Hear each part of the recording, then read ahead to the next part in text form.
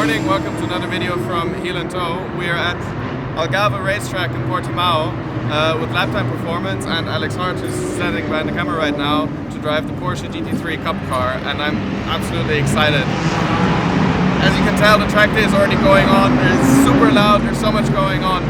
And I'm super excited to once again get to drive a car in slicks. I don't have much experience with it, but I'm very excited about that, and especially to drive a GT3 Cup. I mean, that is an absolute dream coming true.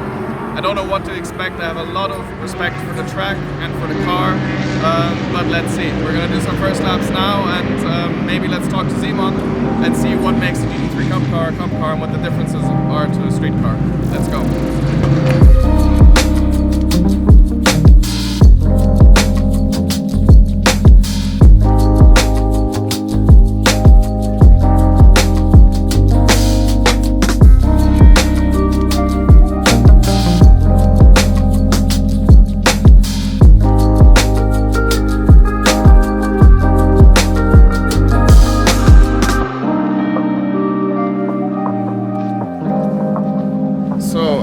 We're fast forwarding now to the end of the day, actually, because the day was a little bit stressful, a lot of stuff happening, I had to do lots of things, but now we're going to do a quick walk around about the car and quickly interview Simon to tell us the difference about a GT3 street car and the Cup car. But before we do that, Simon, quickly tell us about how somebody can drive this car with you. Oh, it's very easy.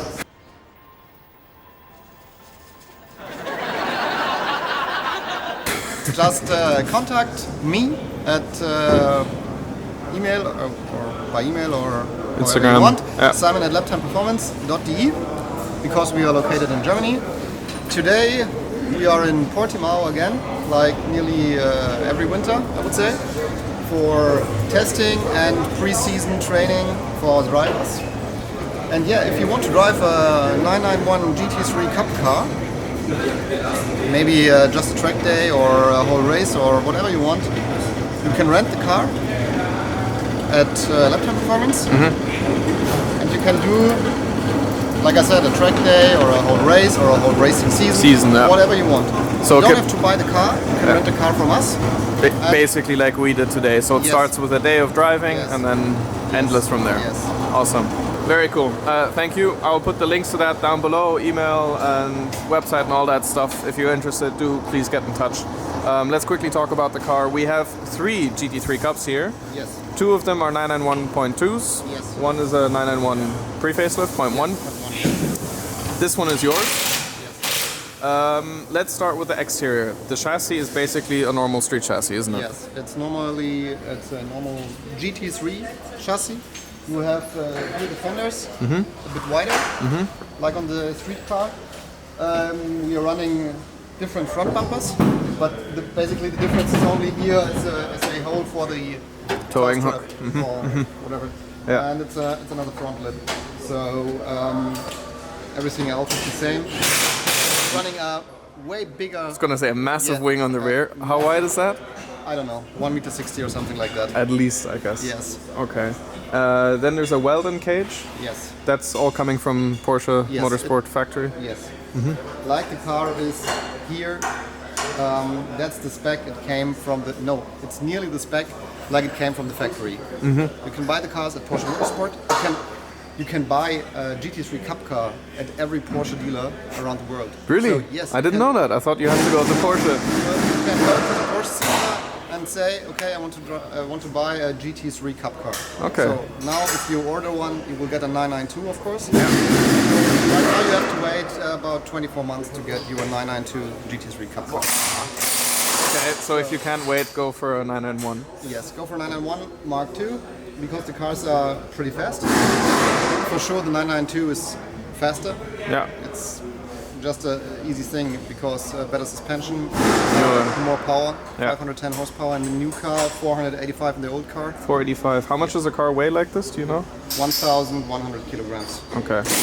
Wow, that's little. Yeah. Empty car without driver. Okay, that's very little. 1,250 or 30 or something like that. Race ready. Yeah. Okay. And you said the car is pretty much completely stock, because I think some people they put in KW suspensions into their Cup car. Some people leave the stock suspension. Yes, but you're not allowed to drive in KW or any other suspension than the original Porsche Works suspension if you drive a Porsche race series like Sports Cup or Porsche Historic or something like that. You have to run the car like it came from the factory. Porsche Carrera Cup regulations. But just to clarify, the suspension is not the same as on a street car. No. It's a different suspension. Completely different. Different springs, different shock absorbers, everything's different. Yes. And you guys put your setup on the car? Yes. Okay. Ride height, wheel weights. Spring stiffness as No, well? you're not allowed to change the springs. Ah, everybody in the series has to Yes. drive. Ah, okay. So Everybody has to drive springs and shock absorbers like they are from the factory. Okay. You only can change the camber, the toe, ride height, and sway bars. okay. Tires are Michelin, always. incredibly sticky Michelin tires. What dimensions do they have? How wide are they? Do you know? 27 in the front and 31 in the rear. What does that apply to the 27? Is it It's like it's like a semi-slick 7.5 or? 265, something Okay. like that. Trofeos. Okay. Really the same way. Okay. So you can drive the front tires from this car on your BMW E46 M3. Because it's 260. Yes. Yeah. Okay. Something around like that. So Maybe if you have some old tires laying around. You can buy the used tires and you can go. Okay. The engine is the power stock. Yes. It's a 4-liter boxer engine, mainly from the GT3 RS. With 485 horsepower in this car. Does it have improved cooling for motorsport, or it's completely stock, same engine? Yes, nearly the same engine. Okay. Some different coolers in front, but it's basically the GT3 RS engine. Okay. That reminds me when Andy Preuninger took the 997 GT3 RS, Yes. drove it from the factory To the Nordschleife. to the 24 Nordschleife, race. did the 24 hours and took it back. That's like the living proof and example of that, which is why the cars are so incredible. So. But you have to do a rebuild of the engine after 100 hours of lifetime. Okay. So 100 hours is a lot. Yeah. Because if you do one complete season Carrera Cup, the cars have around 40 or 45 hours of Wow. lifetime. Okay. So roughly two seasons they can do. 2.5 years. Okay. Fantastic. All right. Thank you so much. Is there anything else we forgot about the car? I mean, ciao. I mean, the rest of the car has the typical motorsport spec. We retrofitted a ABS system from Manthey Racing. Ah. So if you want to do sports cup with these cars, you are allowed to do race with a ABS from Bosch Motorsports, Manthey spec. In the Carrera Cup, you're not allowed to have an ABS system. Oh, you drive without ABS? Yes, Carrera Cup is without ABS, without traction control. Here, no traction control, but ABS. I love that these cars don't have traction control. It's just everybody needs big balls to drive them. That's fantastic. Yeah, but they have a lot of traction because of the wide rear tires and the the engine. heavyweight Yeah. engine in the back. Absolutely. So you won't get any traction problems in this car. Absolutely. You can easily drive without ABS. It's absolutely no problem. Today, 20 degrees, dry track. Yeah.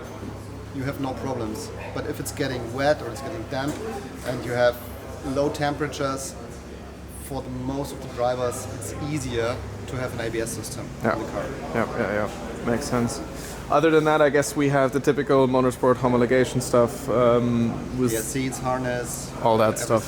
Like that. Yeah. And I asked you lots of questions. I was very scared about what I need to watch out for to drive the car, and you said just drive, and just drive. Questions will answer themselves. All right, awesome. We're gonna do exactly that. So we're gonna backward rewind to the beginning of the day. Thank you, Simon. You're welcome. Also, thank you for inviting us and letting us drive and have a go in the car. It was and is an incredible experience, and it was a great day. Thanks a lot. All right, cheers.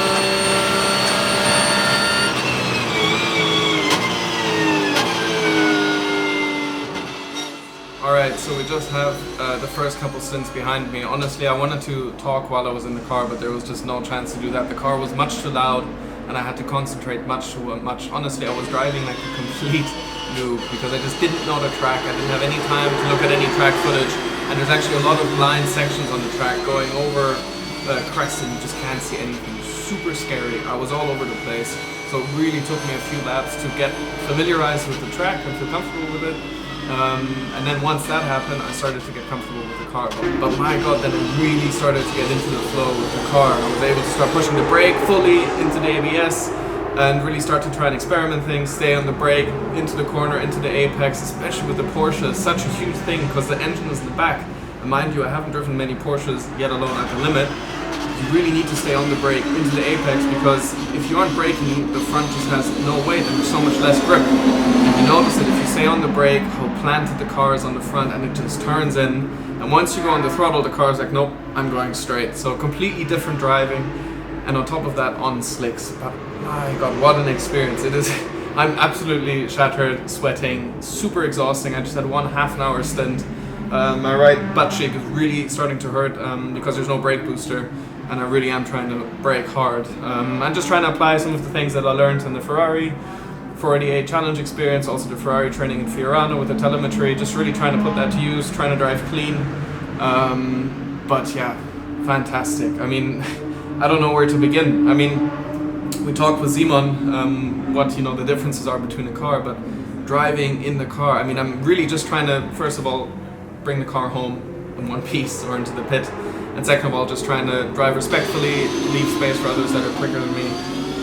But really, I don't know where to begin. I mean, first of all, the power, the speed, it's plenty fast, but for race car speed, it actually doesn't have that much power. The gearbox is unbelievable. You really, as Simon said, only shift when you're on full throttle, when you're really giving the car the beans. Otherwise, use the clutch, because the car does actually have 3 pedals for starting to drive, but otherwise, you can use the paddles, and it is so quick. Car actually has a lot of grip, and the slicks are more forgiving than I thought. I was really scared of the car being very snappy and just being able to spin instantly or taking me by surprise, but actually is not the case. I'm sure you obviously need to stay super awake, but it's very manageable. You really get to power slide the car out of corners nicely. You need to be careful at high speed, mid-corner, especially over crests, to not go over the off the gas, because when the car just goes forwards and it does tend to spin. That did happen a couple of times, and it just taught me how to drive this cup car. But incredible experience. Brakes, I mean, I'm nowhere near the limit in any regard. But the braking, you can just always brake later and later, and you really notice the car getting squirmy on the brake, and you think it's going to get unstable, but actually it completely corrects itself and it brakes so beautifully. And even with a little squirm, you just keep the car put it into corner, and it just goes. And yeah, with the massive slicks on the rear, out of the corners you can actually go on the throttle fully, progressively, early enough, and car just has grip. So yeah, really starting to get into the flow now. Huge amount of fun, fantastic experience. Honestly, this is one of the most incredible driving experiences I've ever had. Not comparable to road cars. Road cars are just, they feel kind of like a joke after this. But it is a different league. I think I'm never going to be able to fully dip into motorsport, let alone that I'm good enough for it. But I hope every once in a while I get to dip into it or put my toes into it like this, and I'm very thankful for it. Thankful that you guys are watching it, that people like Simon are making this possible. So yeah, we're going to do some more stints. Alex is out right now driving the car, and just going to try to get as much driving time as possible, even though it's completely shattering me. So yeah, catch you later.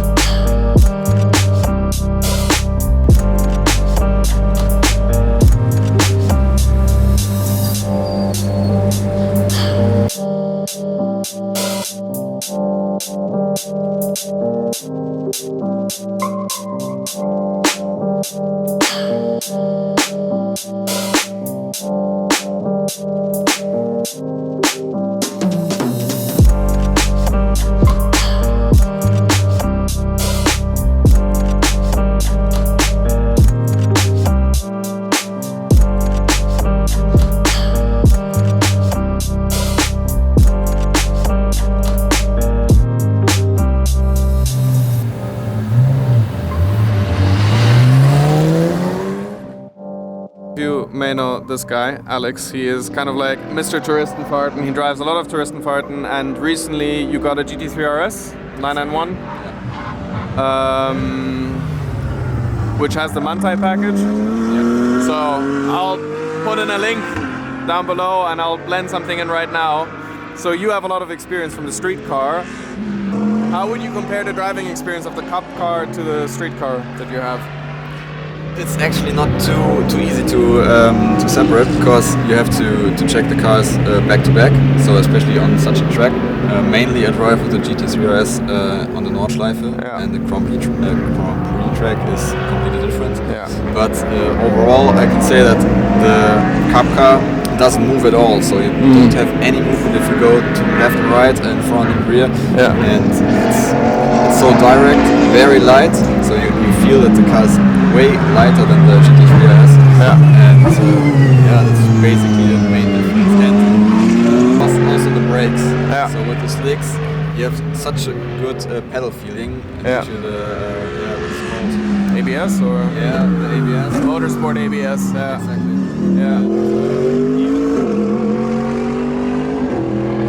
Even with steering angle, you can put so much pressure on the brakes, and you actually need to make sure the front is planted, and you can turn in, and it's just a completely different driving. So awesome experience. So 10 out of 10 experience probably. Awesome. Cool, man. It was nice to have you and to share the car. It was fantastic. Most important of all, we brought the car back in one piece. And exactly. What a fantastic day. So see you next time.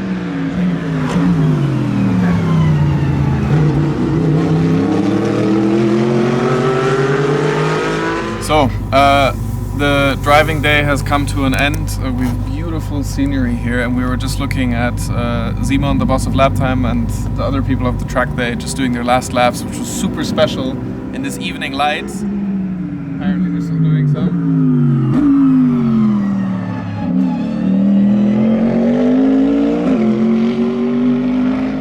That is just so special, seeing the cars at night, 20 degrees, the scenery, the sunset is so beautiful. We were listening, Alex and me were just sitting here cooling down, just letting the day sink in. We were listening to the GT3 Cups with basically straight pipes going by and just getting goosebumps in the whole body. And that kind of sums up the whole day. Driving the GT3 Cup was just incredibly special, super enjoyable. It's hard to compare with the street car because the car is so much lighter.